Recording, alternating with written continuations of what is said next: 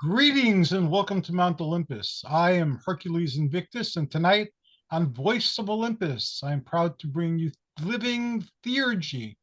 And tonight we'll be sharing tales and memories and inspirations and follow-ups about our book that we've written together called Theurgy, Seven Approaches to Divine Connection. So we have with us our cast of theurgists, Brandy Williams, we have Tony Mierzwicki, we have Apollonius, and we have Clio Ajana. Greetings and welcome, everybody. Hi, Hello. Hercules. Good to see Hello. you. So I guess we will start with people in the order that they called in, and the order in which their pictures appear in the windows on top of the box for the Zoom meeting. So we'll start with Tony Mierzwicki. What would you like me to say? Do you have any thing you'd like to add to the book as a bonus, like anything in particular that inspired you to pursue the theurgic path or to write your chapter? Has anything subsequently happened to you that the realization or an insight that came too late to include inside the book? Anything you'd like to share? Nothing really like that, but I just wanted to talk in generalities for a minute.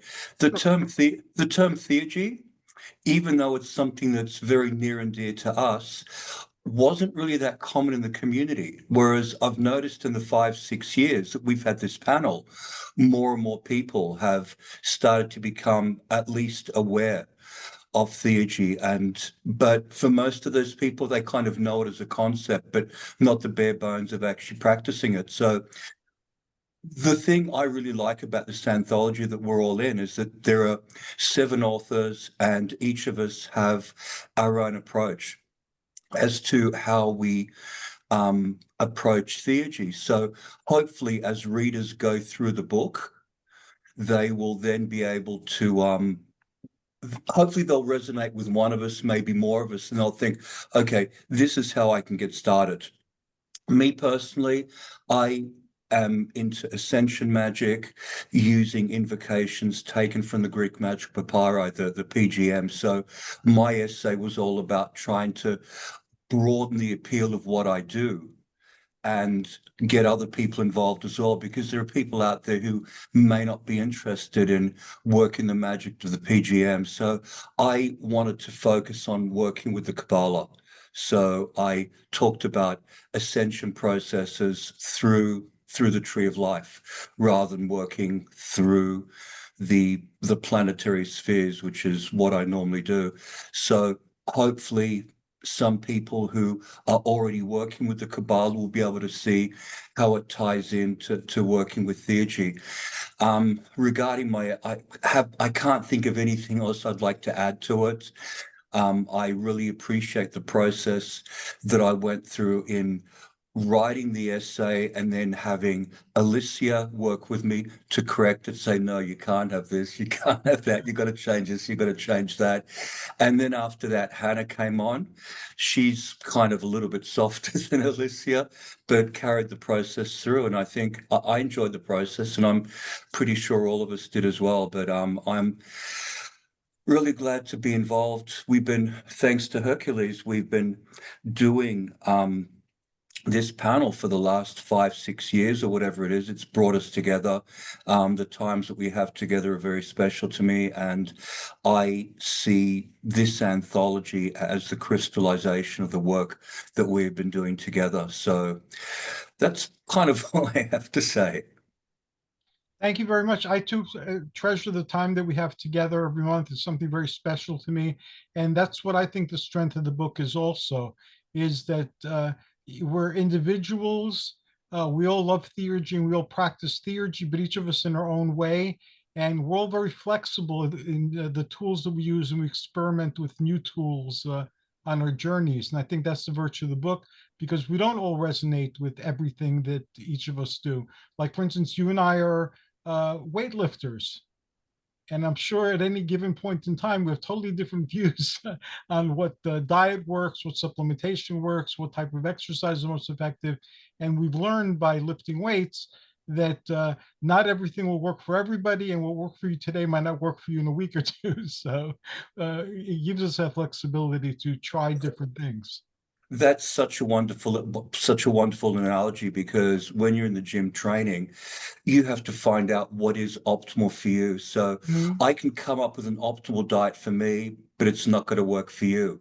I can come up with an optimal workout for me in the gym, but it's not going to work for you. We have to find what works for us. And in theurgy, and unless you're part of a school like Jean-Louis is, or Brandy was doing theurgy through Golden Dawn and OTO based groups, for the rest of us, because we're kind of working it out from scratch, we have to find what works for us. It's all very individualized, and hopefully readers of the book will be able to follow in our footsteps and play around with different things until something resonates with them. Perfect. And because there's respect one for the other, we're more likely to try something recommended by somebody we know. And that's also a very good thing. Thank you, Tony. That was awesome. Brandy Williams, greetings. Greetings.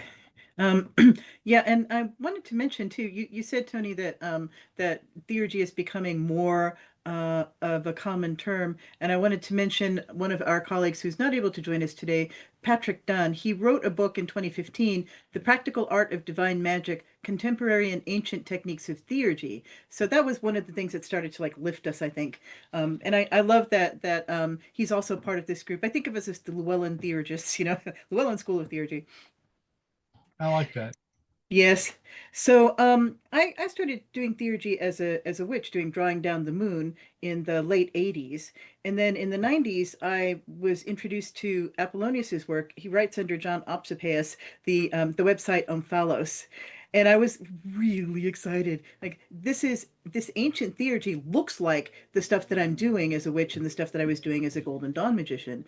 So when Jean-Louis approached us and said, I'd like us to do an anthology, I sort of focused my essay on how theurgy developed over time. And it gave me an opportunity to go back and research that.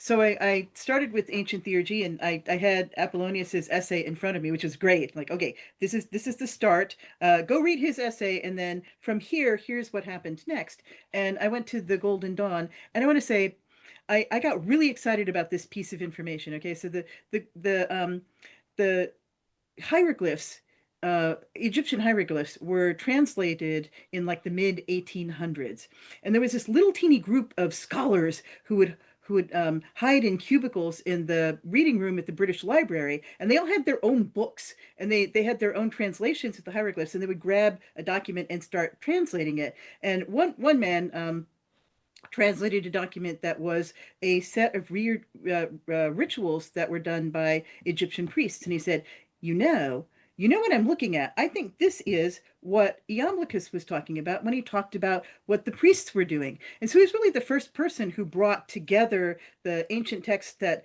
described the rituals and then the rituals themselves and brought that forward in time. I was, I'm kind of a geek, and I went, you guys look, and people have not gotten excited, but I thought it was fantastic. This is really fun, and so I kind of think of the Golden Dawn as being the first really pagan revival group, because they took this operation and built it into a magical ritual assumption of God form, and then taught people. So in the book or in the essay I talk about that, and then I talk about what Aleister Crowley did with it. He was a Golden Dawn magician, and he talked about theurgy too. His theurgy, when he uses the word theurgy, Crowley never uses words the way other people do, right? He's got his own definition. So his actual what he's talking about when he talks about theurgy is that the priest, not priestess, the priest is recognizing himself as Iao, the son of God. And so I'm gonna write a book about that. But that was something that's not really clear. But what he wrote was he wrote a ritual called Liber 15, the Gnostic Mass, in which a priest and priestess interact with each other, and they look like they're doing classic theurgy. The priest invokes, the priestess responds, right? So this kind of is what since people who aren't reading the ninth degree papers don't know what Crowley actually meant, we're free to build our own interpretation, and the contemporary interpretation is going in this direction, that it's a form of the sacred marriage, which I think is really, really fun. And are you sure you want to keep that secret? Because people don't understand what it's supposed to do. So I talked about that, and I talk about the experience of being the priestess doing the mass. And then the next piece that happened, the next step forward, Gerald Gardner was a OTO initiate, and he looked at the Gnostic Mass and he simplified it. I mean, he brought it forward in time, and I kind of think of, some people kind of talk about witchcraft as Thelema Light, and I think of it as Thelema 2.0, right? It's like we take this complicated ritual and then move it forward in time and make it something that people can do. So he wrote little pieces of ritual, and the one that I talk about in the essay is Drawing Down the Moon, where the priest does exactly what the priest does in the Gnostic Mass. The priest invokes the goddess on the priestess, and that's changing. One of the things I talk about is how these rituals developed, and how they were done classically, and then how they're moving forward. So the original Gardnerian witchcraft version of this theurgy was a priest invoking goddess on a priestess, and now anyone can invoke any person of any gender can invoke a deity of any gender on anyone. So that's how, which is the original. I mean, people did not, the ancient theurgists didn't gender this stuff, right?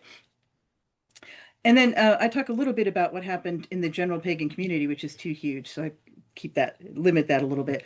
But I'm ending the essay with how to prepare yourself for doing this with the sitting practice. And something that I want to point out about the book is that each one of us has a practical exercise at the end of each essay. So like Tony is saying, you can read through it and say, oh, that would really work for me. Yeah, I don't know if I want to do that one. So hopefully there's something that will appeal to everyone who reads it. That's what I did. And I'm a big fan of your work over many years.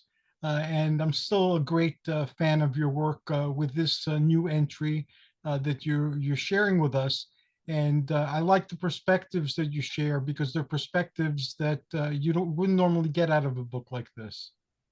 I want to So say I think we're all fans of each other, and I really appreciate that. We are such a supportive group. It's such a wonderful group to hang out with, and I'm really enjoying these. And I'm hoping that I'll get to see some of you in person too, which is really great.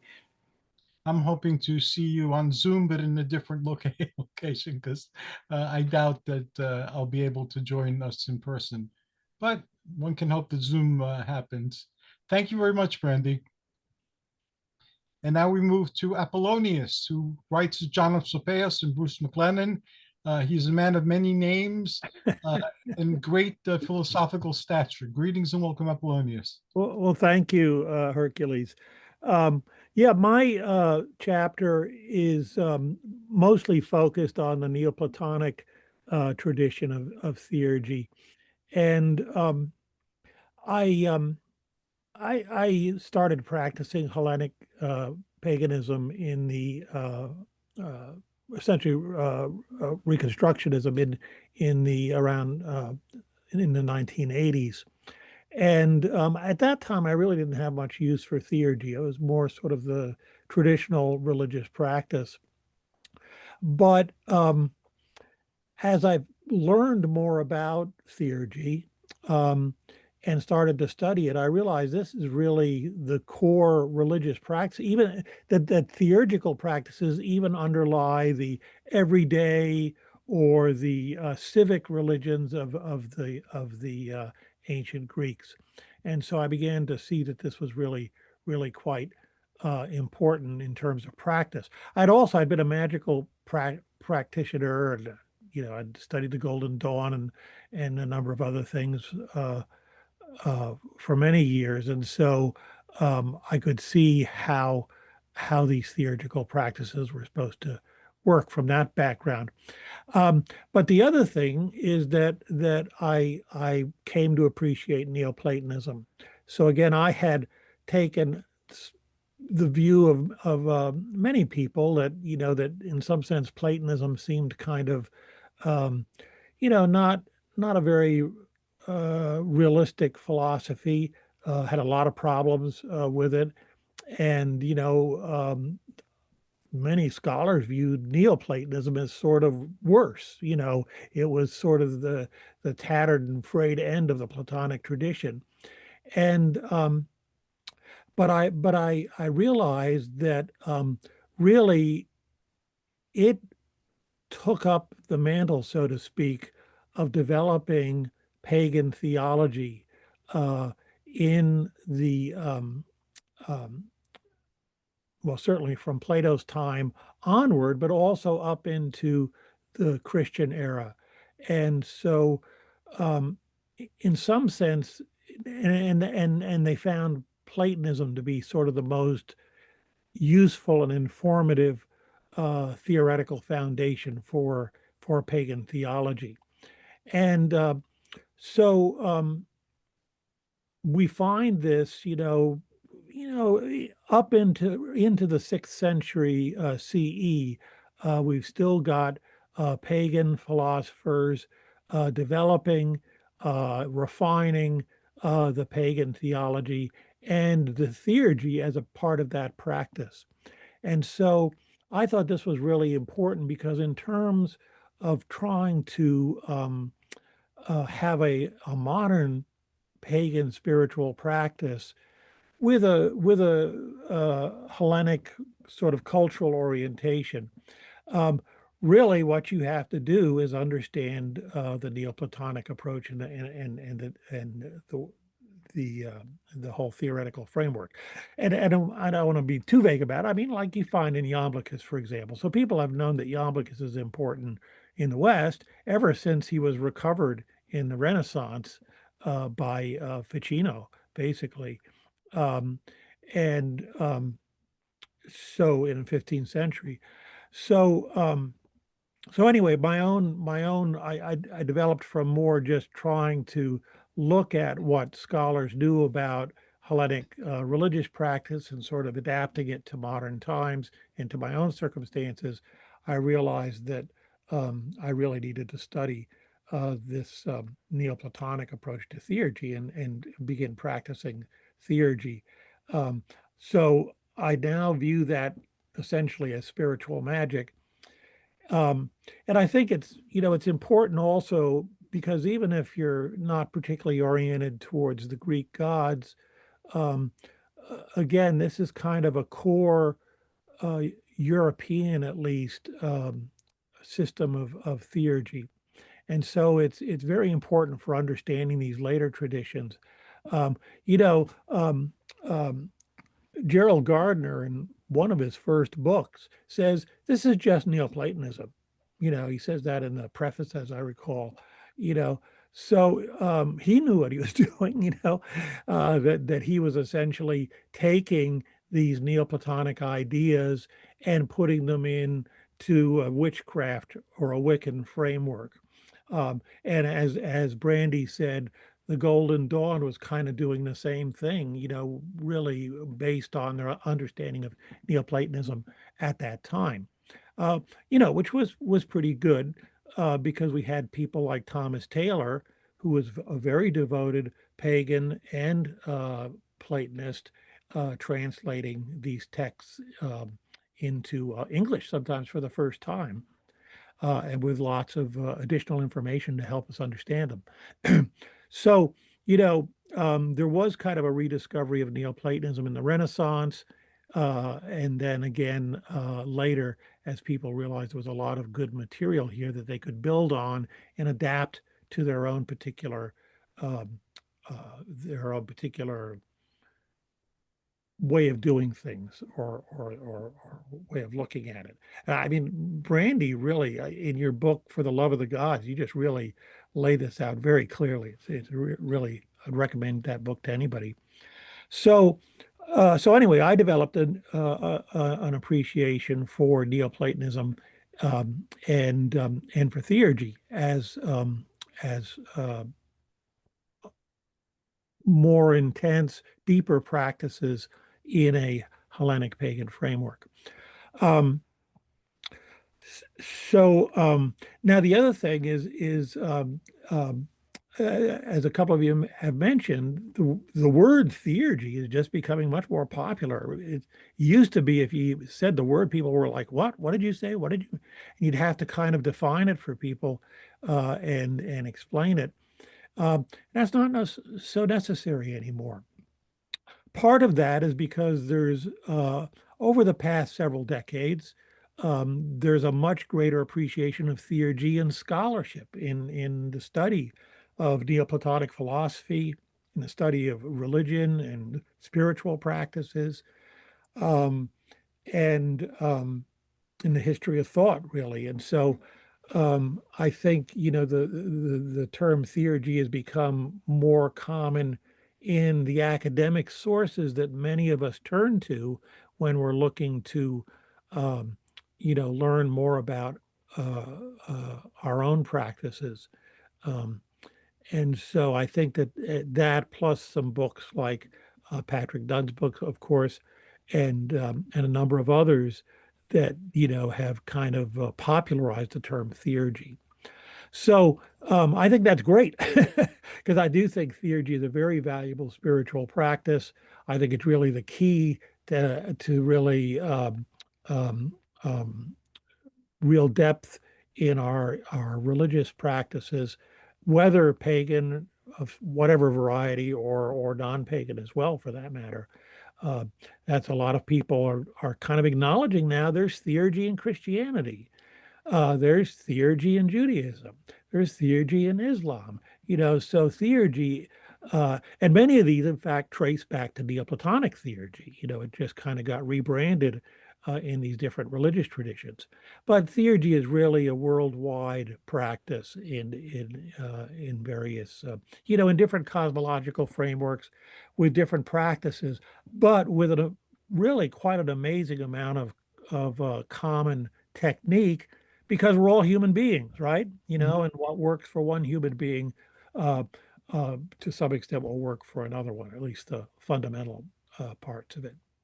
So, so I think that's another reason that theurgy has become more popular. Is even scholars now that are not necessarily interested in practicing theurgy, but they now realize that there's theurgical practices all over the place, and if we really want to understand spiritual practices, we need to understand theurgy. So my chapter, as I said, is focused on Neoplatonic theurgy. So I talk a little bit about the history. It goes back to Pythagoras, who and it probably goes back before Pythagoras to shamanism.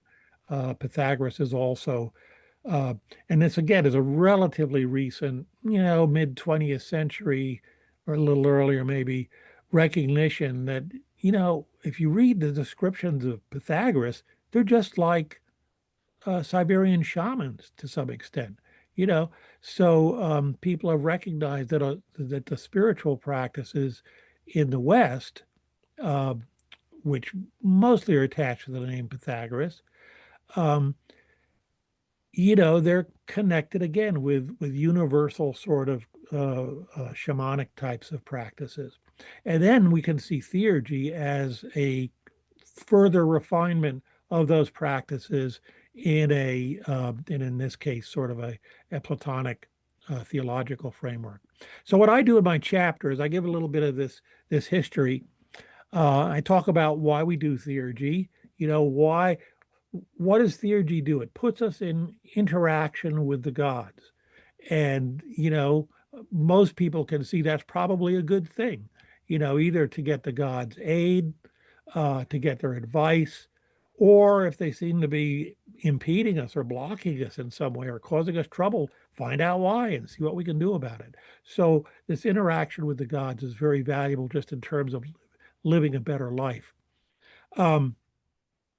And so that's, in rough terms, why we would want to do theurgy. It is a spiritual practice, and again, it's akin to spiritual practices we find in many other religious traditions, Buddhism, Taoism, and so forth.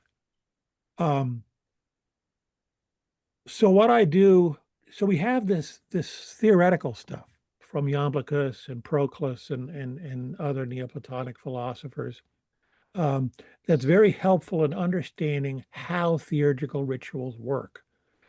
We don't have a lot of surviving Neoplatonic theurgical rituals. Probably they were passed on orally. It seems like the Greek magical papyri, which are not, some of them are theurgy, but even the ones that aren't give us some ideas of what they were probably looking at and what they were using as models for their own practices. But what I like to stress is we have to be experimental, because we at least in the Neoplatonic tradition, we don't have elaborate rituals handed down by secure chains of oral transmission, for example. So we have to kind of make it up. But fortunately, we've got all of this theory. And so that is very helpful. So what I do is try and explain how theurgy works from a Neoplatonic perspective, and then how to construct a theurgical ritual. And it's a particular type of ritual called a systasis, which means a conjunction or meeting or liaison with a god or other spirit. And I pick Athena as an example. And the reason I picked Athena is we have several surviving theurgical hymns by Proclus. So here's a master of theurgy, and these theurgical hymns survive from him. And so we say hymn, and we think of just it's a song, right? Well, no, it's in fact an invocation of a deity. And so we can look at and I use his seventh hymn which is to Athena. And I go through how it's constructed so we can see what he's doing in each different part of it and how this is invoking Athena and establishing our connection with her. And use that then as part of, as the main part actually of a systasis ritual to essentially tune our minds to a particular divine energy. And that's the way I explain theurgy, is that the gods are everywhere all the time. Just like tuning a radio dial, we have to tune our minds to a particular divine frequency, if you like. And so essentially what I do in the chapter is show how to construct a ritual to tune your mind to your imagination, actually, to interact with Athena. And I give the whole ritual, of course, at the end. So what I hope people will come away with is not just a ritual for interacting with Athena, for having a discussion with Athena, having her lead you on some sort of journey, perhaps, but also to contact another god in any pantheon, to how to construct a ritual to do that. You have to do the work, of course, but I hope I've, shown by working through this one ritual in detail how you would do it.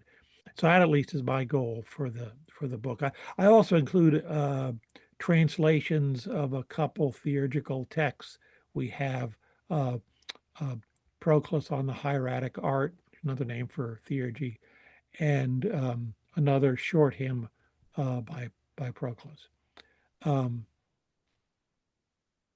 thank you very much. Your scholarship, your insights, and your generosity in sharing your path would have put you in a league all by yourself. Oh, thank you. So thank you very much. And also your throwaway comments. I found that over the time I've known you, you made some throwaway comments that hit upon something that's come to me in meditation and lend clarity to it. I'll share those now. Once you had pointed out, like again, it was the throwaway comment that modern astronomers had named the planets after the classical ones we knew. All subsequent Greco-Roman named planets were done by modern astronomers and not by philosophers. And that is phenomenally profound. And then you threw away another comment at one point where our modern understanding of how the planets are arranged shows that the ancient way that they had put together during the classical times was erroneous. And yet we still use it. And that too, that's something phenomenally profound. And I spent a lot of meditation on it. So thank you for those as well. Inspiration from the Much gods. appreciated. And Clio Ajana, Hi, I am loving this session. I love fangirling over everyone. It's interesting. Each one of us has brought something that is a part of the whole, so that not only I love this anthology because it gives you a taste, but um doesn't push you one way or the other. And a lot of the things that Apollonius was talking about are things that started. I stumbled my way into theurgy, which is why my piece is about the intimate path to the gods. And I thought, okay, and I don't know if that was my original title or not, but I my background, like when you talked about theurgy in other paths, I have been searching for that connection my entire life. And having had two other major paths before going into what one might call paganism, that's something that I automatically had at the beginning of any story. And when I thought about a contribution, I was like, well, there is the academic side, there is the long side, but if you're going to pick up a book, wouldn't somebody want to know how you got into this? The short version. And that's what mine is. It's a short close-up or sort of close-up version as what I could get to it over a journey that took many years where I'm still learning. I somehow ended up getting from Christianity and Judaism to a path that is theurgic by nature. And I didn't put the pieces together until after I'd been in long enough. And of course, once you go through your various initiations, you go, oh, okay, this is so normal. Theurgy for me was never a strange term because it was something that I just associated with the gods and had always been working with. Um, and so that to me, it was nice to bring that in because I think sometimes when you have this term that appears very lofty, it also becomes very isolating and distancing from some individuals. They may not want to engage because they're like, well, you must be the pagan equivalent of sitting on a mountaintop and being totally separate as you're getting this information. And for some people, by the way, that's cool and that's great. I actually think that's a pretty good time, but not everyone is going to think that.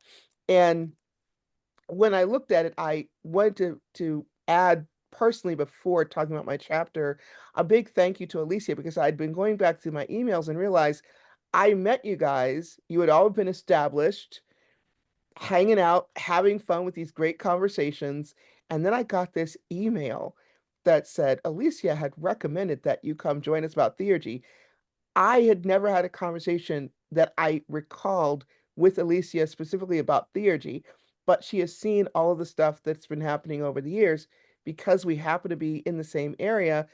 That lets me know that even if someone is not practicing something, in this case theurgy, they'll recognize when someone else is doing it, and that's how it can spread. So I honestly believe the audience for this topic is far wider than what one might initially think or presume, because it might not be what someone openly practices. And I thought, okay, this is great.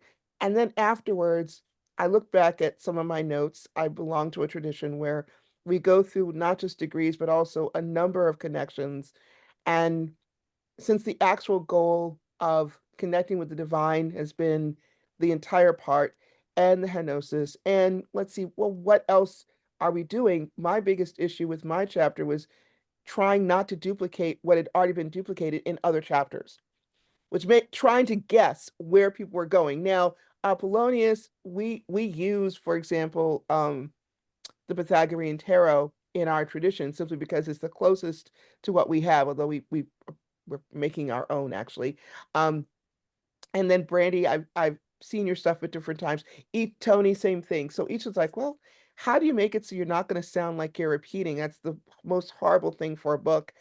And that's also another reason why I just went with my own personal journey, especially with connections with the gods and simple things that to me are very obvious from the beginning, but it might not be how someone else is going to connect. For example, having a direct connection with a number of deities for people who are polytheist. And you sort of take for granted as a polytheist, naturally, you're going to have connections with multiple deities. And there are others who may either come from a monotheist background or those who are not sure and saying, well, do you have to be X in order to do it? I don't think you do. I think that's the beauty of theurgy. And so seeing that and going, oh, okay, I like that we each have exercises. I like that we each have some aspect that it leads you to the point that you can decide to go further or you can decide not to go further. So in my chapter, I'm looking at what's the first introduction? Where is the sort of sidestep where you turn and like, oh, okay, you may not understand it, but you have an idea of where you're going with it. And I think the spark that we each have as individuals, the spark that's on there, when you think of, you're going, okay, there's Stephanos, but there's also Nuos. And I just think of well, what's that actual thought? And people know it when they see it and when they feel it, but they may not label it. So that's what I'm hoping that my chapter will cause them to search in themselves. I also, even though this was not mentioned ever, I always wonder if there's going to be a follow-up for the people who become, well, theurgy groupies, for lack of a better term. Where will they go next? That to me is what's on there. So, and Hercules, you wanted us to describe our particular chapters because mine is brushes with the theurgic path and looking at the practice with deity of the day and looking at the various practices. I only used one or two deities because I think each of us has had so many experiences. For example, Athena, that Apollonius mentions, there are times you can say, well, yes, I've had this. And probably the biggest moment that comes, and I don't know if I don't think I put this in my part, is you realize it all clicks and you're sitting at a traffic light and you're looking up at a billboard and it starts with trust. And this was actually for an insurance company. And it was like, yep. And that was you kind of need a message to click with you. That was mine. I asked for a big sign. And some and Hecate thought she thought she was being funny. It's like, big sign, look up. Oh, big sign. Like, okay, I can find this. And when those things happen, it sort of clicks and it keeps you going on the path. So I'm listening to each of you talk about, well, I had this happen in fill in said decade. And you also realize that one of the most unique things about the theurgic path for each of us is that it never ends. There's always a portion that can be added to, things you can learn, things that you decide, you know what, I did this. Talk about throwaway lines. You said something at an earlier session, not tonight, Hercules, where it's like, well, yes, I did this at one point. Implication being, you kind of did it for however long, years, decade, whatever, and you hadn't really thought about it, but then you might go back to it again. And that flexibility, I chuckled when you said that. I'm like going, okay, I would love to be like someone who could see the you doing that and then coming back and considering it again, and how from a theurgic perspective, it informs your practice, where your practice is going. And so it's not just, hey, I'm dropping off something. It's you're adding to yourself and you become layered and enriched, which I find fascinating. So that's what I hope people get from my chapter. And I believe that the book is organized in such a way that it kind of weaves in and out, which is a good way. So that by the time you get to the end, you are refreshed and ready to continue your own journey or start your journey, you know? So Thank you very much. And one of the great things about this conversation is that through it, we got to meet you. The others I was aware of, but you're relatively new in this sphere. So that was a wonderful thing, getting to meet you, and your perspective and your background are so uniquely different that I see the future of where we're going, which you had brought up and others have brought up in you. Because one of the things I admire is that you're still positive toward the monotheistic type of spiritualities that you experimented with, and that you got something very positive out of them. Uh, I had difficulty with the monotheistic background that I grew up in, but most of my family is Greek Orthodox. You know, I'm no longer Greek Orthodox, but I love them and accept them for whatever heaven they're going to be in.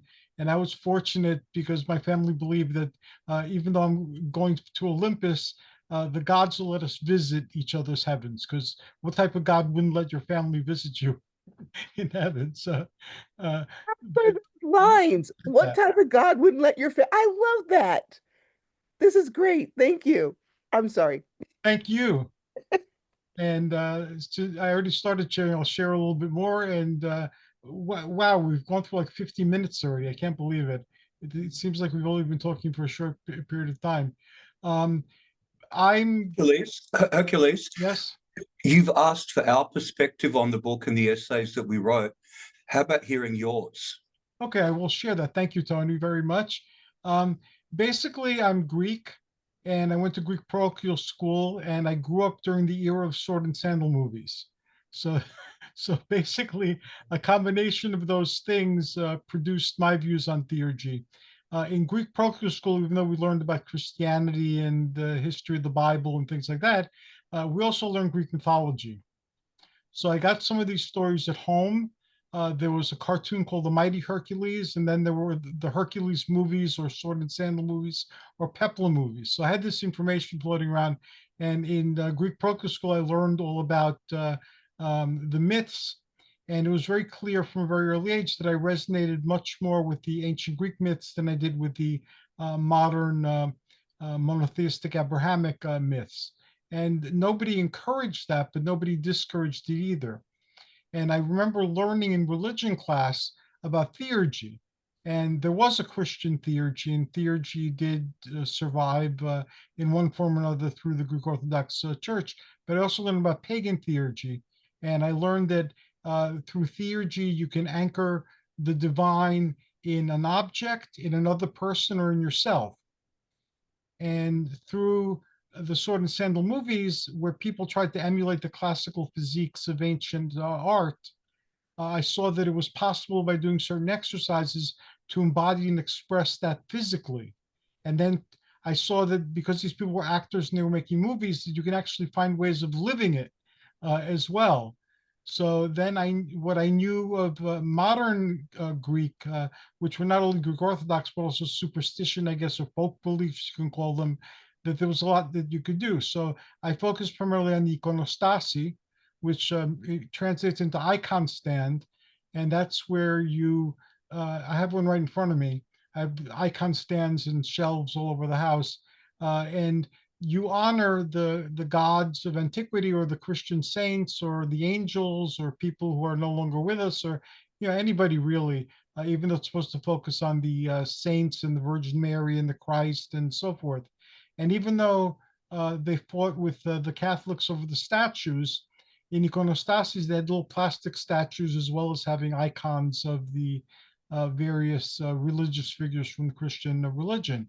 So I set one up to Hercules, and I set other ones up as well to other Greek heroes that I resonated with and so forth. And the other concept was en onomati Theou. And this means literally in the name of the gods. So it's a living and expressing the divine energy without losing yourself, but you're doing everything not for ego, but for the glory of the God, in the name of the God or the goddess. So those are a couple of the tools. I believe I share some more in my chapter that I use to cobble together my own version of theurgy. And I ran into all of you while studying about theurgy, just like I would study about bodybuilding. I'd read the books of people who were bodybuilding in a variety of ways, everything from dynamic tension to light weights to muscle control to you name it. I experimented with. Donald Tyson and I used to have these conversations years ago when I did the podcasts initially. I applied the same to Theurgy, and Brandy's book actually was what opened me up to all the modern writers. And Apollonius, I didn't enter through his books. I entered through his websites where he had all this information. I used those as resources a lot throughout the years and to learn to expand. And I learned about from the Magical Papyri book that you wrote. And that was my first introduction to you, and it opened up a lot of doors. So because as a kid, and I called my chapter, I was a teenage theurgist, I was able to take what was there and cobble together a system of theurgy that worked very effectively for me. I figured I would take those understandings plus what I gained subsequently and present them as a tool that is easy to use, but produces very profound results. And that with all the other techniques from people in the book, hopefully somebody would resonate with that and gain benefit from using it as well. And that's the story behind my chapter. Thank you. Thank you. I love And the title, I Was a Teenage Theurgist. It reminds me of the Teenage Werewolf movie. Yes. And, and then when you have the sword and I mean, no one has to think about your name. Growing up in the era of the sword and sandal movies, you immediately think, oh, okay, because you remember them, even if you remember them as classics. I just was like, okay. And that makes me wonder if you had grown up in a different era, might you have taken a different magical name? that is perhaps my name is given in Greek actually translates into Hercules in a like sideways way. My name in modern Greek and Hercules in ancient Greek, or Hercules, means dedicated to the glory of the Queen of Heaven. So it's there. But I did take other names because I explored other things. I explored the Viking runes. I explored the Arthurian tradition. I explored the Lakota tradition of the shamanic traditions. For a long time, I called what I was doing not theurgy, but Olympian shamanism. And I described myself as an Olympian shaman. So I experimented with a lot of different things. And it was like playing hide and seek with the divine, because whatever path I chose, when I got in deep enough, it was revealed not to be Hercules, but something that's behind Hercules, like a divine pattern or something that is beyond the cultural expressions. And that understanding came from antiquity too, from Herodotus, where he talked about the Hercules that existed before the Greeks, that was part of the original Egyptian pantheon, and that had temples in Tyre and in Gibraltar and so forth. So I got to see through that in comparative mythology, like Joseph Campbell and Carl Jung and the other neo-Jungians and transpersonalists, that God had many faces or many masks. Mm-hmm. And it seems that whenever I sought something that I resonated with, whether it was in my birth culture or not, it always returned to the same thing. And from there it became, how do I live this life? How do I embody and express it? So I don't think I put this in the chapter, but I chose vocational rehabilitation for many years, because that has somebody look at their life and make a choice or choices in terms of what they want to do with their lives. And that's a choice of Hercules. So since that was something I was always confronting, and I planned my career and I did all sorts of things to repeat this myth endlessly, and I help other people get to that point through using this myth as well. And I learned how to enter mythology, and then I started doing the labors. So I'm always doing the labors, sometimes many of them, sometimes one or two of them. They change focus, like diabetes is the hydra, and I have type 2 diabetes, and that can kill you. So that's my hydra, and I attack different heads, different aspects of it, like the blood sugar level or the stress level, or the dietary problem, and then I take care of that head. But then sometimes two heads grow in its place, and I have to deal with that as well. So I'm constantly looking for that immortal head that'll stop the heads from reproducing. And with Ladon, who's part of the golden apples of the Hesperides, that's a 100-headed dragon. It's all heads are talking all at once. And when I'm learning something new or consulting with experts, that's what they are. They're the 100 heads of the dragon Ladon, because they're all equally credentialed or have similar backgrounds, but they're all telling me different things. So not all of them can be right. So it gave me a fun way of living the myths without bothering anybody or needing to convince anybody that they should be doing this as well. And it's just a way that I started approaching life and having fun with life. So I wanted people to have fun with Theurgy as well. I love that. Thank you. And is this going to be one of your further explorations in a book form, or have you already done it and we just haven't heard about it yet? No, I haven't already done it. I've been playing with outer space mythologies that are mythologies in development, where a lot of the ancient figures from antiquity cross cultures are either participating in these, like theosophy, the neo-theosophies especially, and the UFO entity philosophies. So I've been interacting with a lot of people there and looking at that, and that used to happen in antiquity too, and it's still going on. So it's not a new age or even a post-atomic age series of beliefs. These are beliefs from antiquity that are still playing out, and the spirits are still saying pretty much the same type of things, and they're having an influence on our culture. So I've been playing with that for decades. So if I write something, it'll probably be on that next. Thank you for expressing an interest. I really appreciate it. No, I with things that have happened just contemporaneously. I mean, it's for those who are listening who don't know, I do um a regular posting as a columnist for the Wild Hunt, but I pull things I pull things from contemporary topics, and my editor had called me before last month's one and said, "You're not doing something on Charlie Kirk." I'm like, "No, I'm not."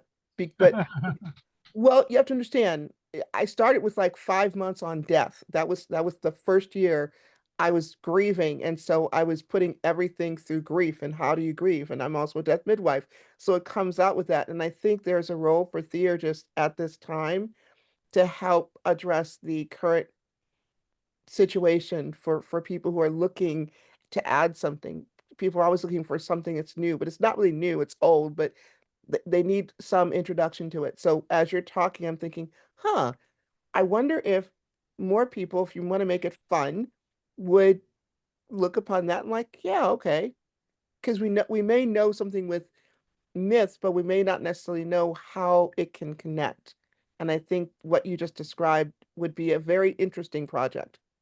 And I think what you described will make the great next topic for our meeting. So it will be Oh, that, theater saving the world? Okay. the future theurgy and how we can make this world a better place. And we've run out of time, unfortunately. So we'll go around and share our contact information, and we'll go backwards from the point where we currently are.